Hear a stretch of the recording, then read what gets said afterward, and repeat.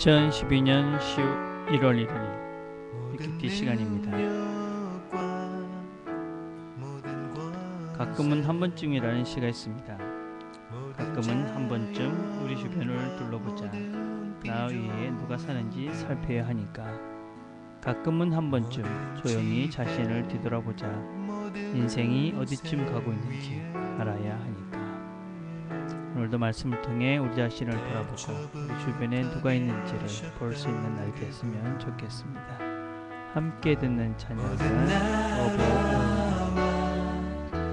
모든 족속 모든 이적과 귀한 행사들 온 땅 위에 모든 부귀 영광 그 무엇도 비길 수 없는 분 십자가 피 흘리신 주 멸시와 정죄 받으셨네 나 위해 내져지시고 가장 귀한 생명을 주셨네. 하나님 아버지 감사합니다. 오늘도 하나님께서 우리에게 생명을 주시고 우리의 영원한 삶들을 보장해 주셔서 감사합니다. 오늘도 하나님 말씀을 통해 우리 주변에 누가 있는지 나의 갈 길, 가고 있는 길 돌아보려 합니다. 말씀 가운데 깨달음을 주시고 또 내가 하나님 원하시는 길을 찾아가는 시간이 되도록 축복해 주옵소서. 예수님의 이름으로 기도드립니다. 아멘. 오늘 우리가 같이 나눌 말씀은 마태복음 27장 26절부터 31절까지의 말씀입니다. 마태복음 27장 26절부터 31절 제가 봉독하겠습니다. 이에 바라바는 저에게 놓아주고 예수는 채찍질하고 십자가에 못 박히게 넘겨주니라. 이에 총독의 군병들이 예수를 데리고 관정 안으로 들어가서 온 군대를 그에게로 모으고 그의 옷을 벗기고 홍포를 입히며 가시 면류관을 엮어 그 머리에 씌우고 갈대를 그 오른손에 들리고 그 앞에서 무릎을 꿇고 희롱하여 가로되 유대인의 왕이여 평안할지어다 하며 그에게 침 뱉고 갈대를 빼앗아 그의 머리를 치더라. 희롱을 당한 후에 홍포를 벗기고 도로 그의 옷을 입혀 십자가에 못 박으려고 끌고 나가니라. 아멘. 우리는 계속해서 지금 예수님께서 고난을 받으시고 돌아가시는 장면을 같이 살펴보고 있습니다. 우리는 어제 빌라도는 예수님이 아무런 죄가 없는 자다라는 것을 본인이 알고 있었지만 결국은 사람들의 성화를 이기지 못해서 또 사람들이 밀란이 나는 것 때문에 그래서 자기의 위치가 혹시라도 위험해질 것을 걱정해서 예수님을 십자가에 못 박는 자리에 내어줍니다. 그리고 그것을 받아든 이 로마 군병들은 모든 군병들을 모아놓고 예수님에게 희롱을 합니다.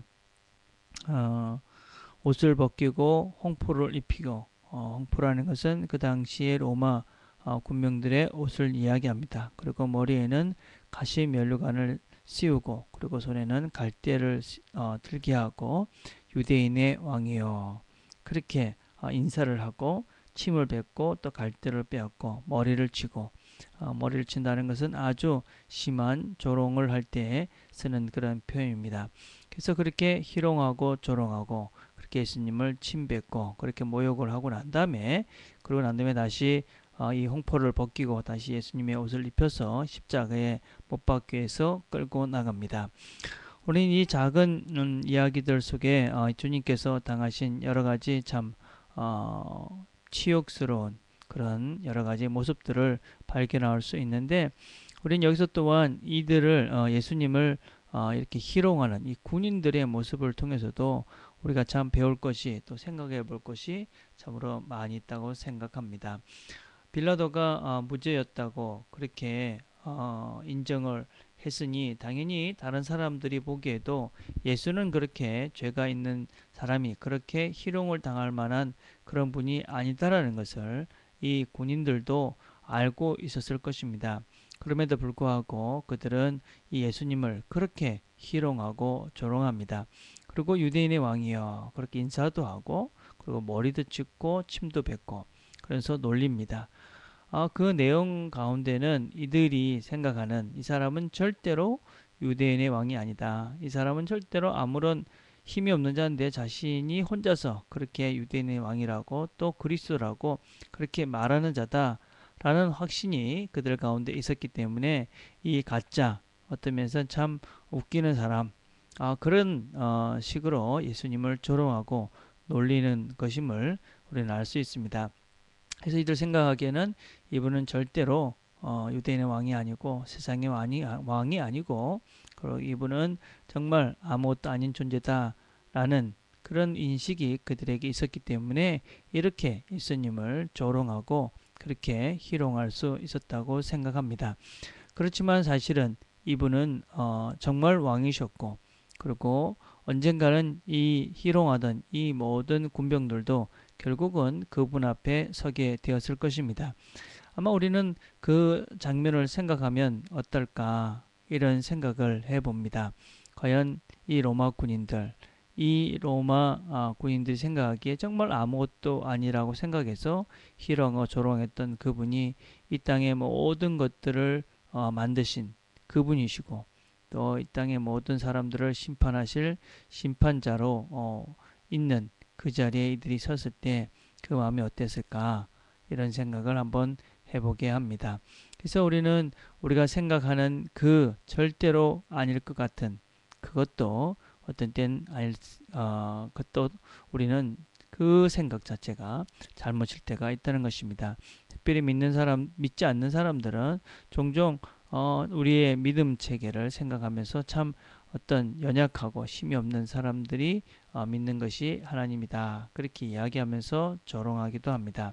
그러나 우리는 그때 어느 때인가 그분 앞에 우리 모두가 서게 될 것이고 우리를 조롱하는 그 사람들도 그 앞에 서게 될 것이라는 것을 우리는 잘 알고 있습니다.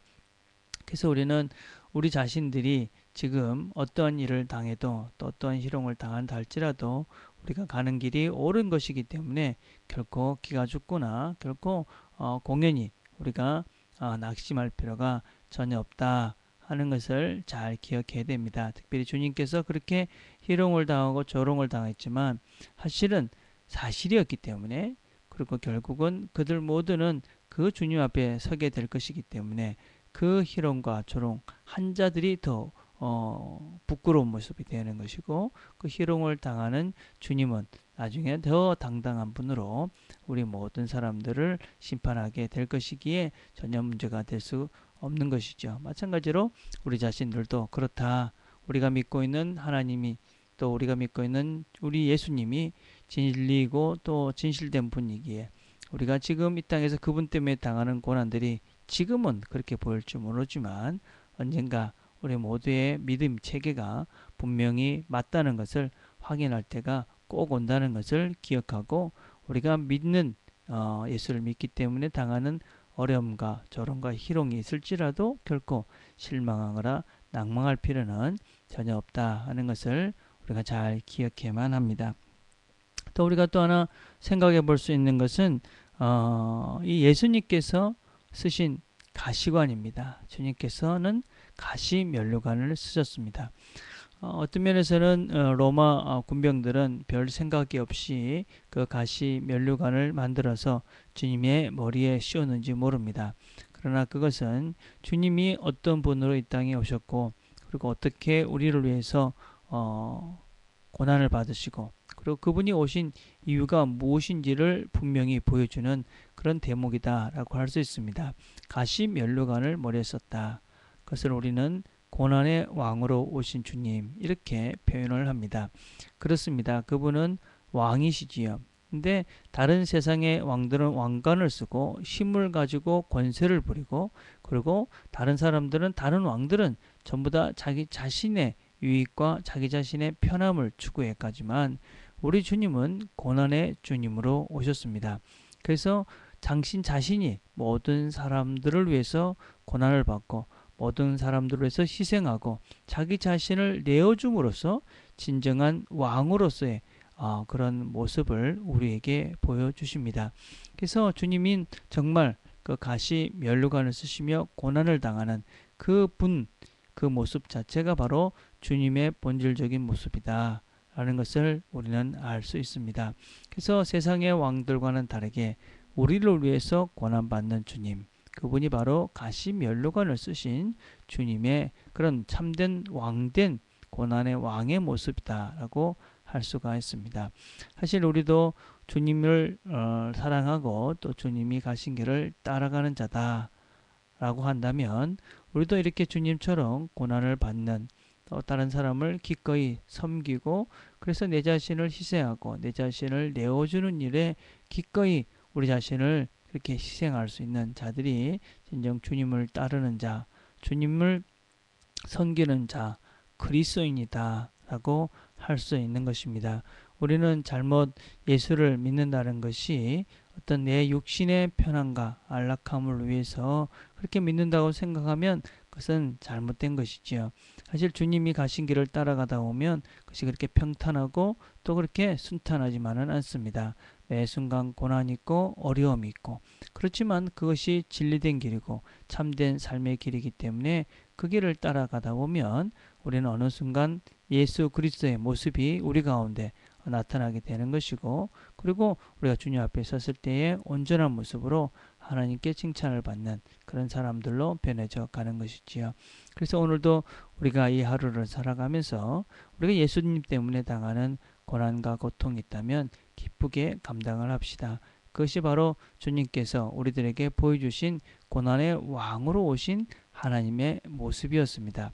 그렇게 하나님 때문에 진리를 위해서 바른 것을 위해서 살아가는 그 모습으로 인해서 우리는 구원을 이루는 것이고, 나뿐만 아니라 사실은 그 길을, 그 바른 길들, 또 다른 사람을 기꺼이 자신을 희생하는 그 사랑의 모습을 통해서 하나님의 복음들이 증거되어지고 전해질 것입니다.